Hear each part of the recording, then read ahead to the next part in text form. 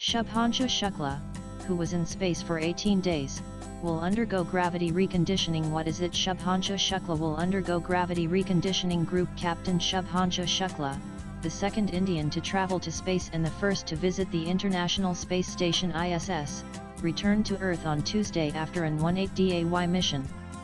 Shukla stepped out of the space capsule after completing 288 revolutions around the Earth with his fellow astronauts. So what does a stay in space or microgravity do to human body? How does the body recover? Why do astronauts like Shukla go through gravity reconditioning? And although astronauts appear to float in space, they are actually in a state of continuous free fall toward Earth while orbiting at high speeds. This creates the sensation of weightlessness, known as microgravity. Gravity still exists in space. On the International Space Station, for example, it's about 90 as strong as on Earth's surface. The reason astronauts float isn't because gravity is absent, but because they and their spacecraft are falling around Earth at the same rate, effectively cancelling out the feeling of weight. In microgravity, the body experiences several changes because it no longer has to fight gravity. Muscle atrophy. Without gravity, muscles especially in the legs, back, and core don't work as hard. Muscles shrink and weaken despite in-flight exercise routines. Bone loss. Weight-bearing bones lose mineral density, similar to accelerated osteoporosis. Astronauts can lose 12 of bone mass per month in space. Fluid redistribution. Fluids shift upward toward the head. This causes puffy faces, nasal congestion, and increased pressure in the skull, possibly affecting vision. Cardiovascular changes. The heart doesn't have to pump as hard in microgravity. Blood volume and pressure regulation may become impaired. Balance and coordination issues. The vestibular system inner ear balance adapts to microgravity and must readjust back to Earth's gravity. Let the games begin.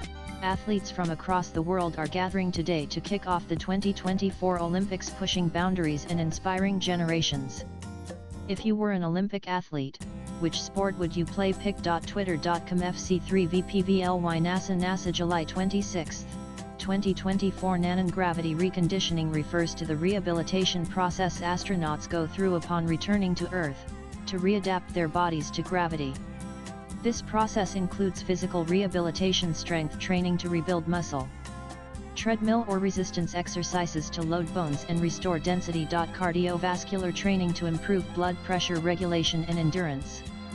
Helps combat orthostatic intolerance, fainting or dizziness when standing. Vestibular therapy. Balance exercises to retrain the inner ear and coordination. Nutrition and monitoring. High calcium diets, vitamin D supplementation, and bone density scans.